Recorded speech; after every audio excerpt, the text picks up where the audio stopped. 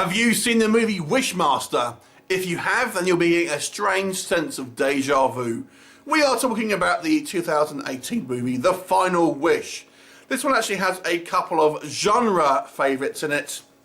Most notably Lin Shaye, who of course now is famous for the Insidious franchise. Has become kind of a scream queen at the kind of and the latter sort of stage of her career.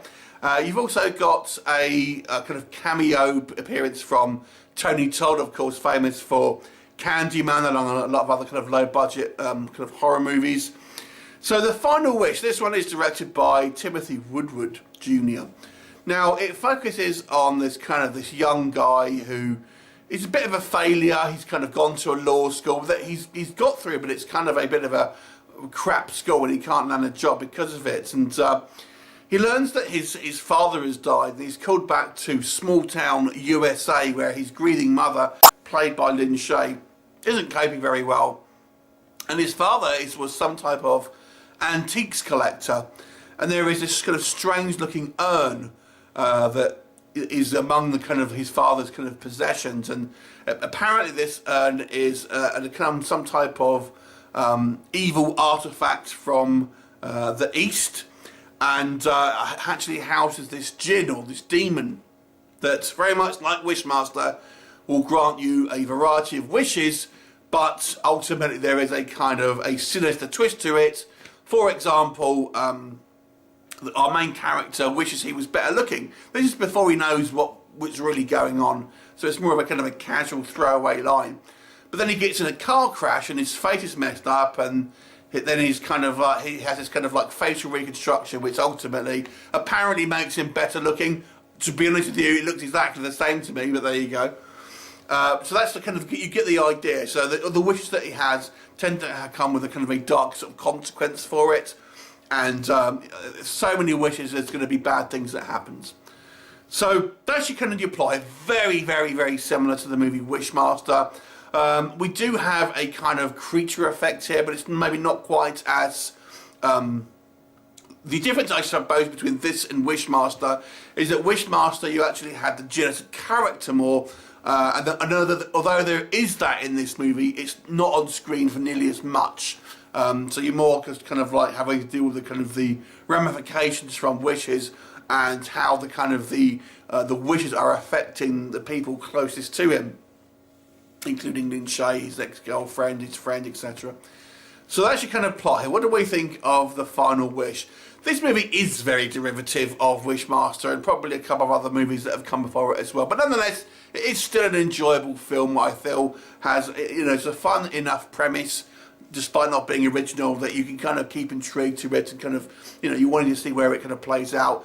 It plays out in a very kind of fairly obvious way. I think maybe the kind of the route would have gone to be was maybe to try and make it adjust your expectations a little bit, but you can kind of guess where it's going to go, and it doesn't try to do anything different with the genre. But it is a kind of a slick looking movie. I think the performances are actually all pretty good. Obviously, I guess people will think of Lin Shaye. Don't be expecting as much of her as you maybe would have thought, because she's really just a supporting character, and she doesn't have a whole bunch of screen time. It's more than a cameo like Tony Todd's character, but nonetheless, she is a few days shooting, and that's really it, to be honest with you. But there are some kind of quite kind of like neat tricks in the way how these kind of wishes are kind of like present themselves in a kind of a real life.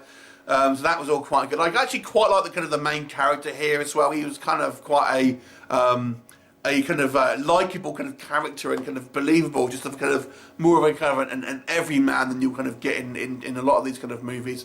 That I sort of quite liked. And when we do see our kind of prosthetics and kind of like effects make, I think they do a decent enough job here that looks pretty good. I think there's also a good job in regards to the camera work and the sort of technical side of stuff. I thought the lighting was all very good, and the kind of the sound design, the score was good.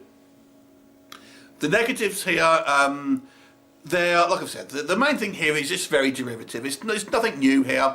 There are certain plot threads here that seem to be for no real reason and doesn't make a lot of sense. I mean, for example, we have the scary clown turn up in this one scene, and it just never mentioned again. Why? Who was that? And why was there? Why did we show this scene? Don't know. What happens to Lynn Shaye's character to me didn't make a lot of sense. She's fine in it, but it doesn't really. I don't think it makes a great deal of sense about what's happened to her, considering what was kind of said, the wish that involves her, so to speak. It doesn't make kind of sense in a narrative perspective. I do feel some of the characters here are quite broad. We have the typical kind of like the bully who is now the kind of the town sheriff, very kind of typical, and you know, he's showing off about being a wife beater and stuff like that. Come on, you know, no one's going to do that.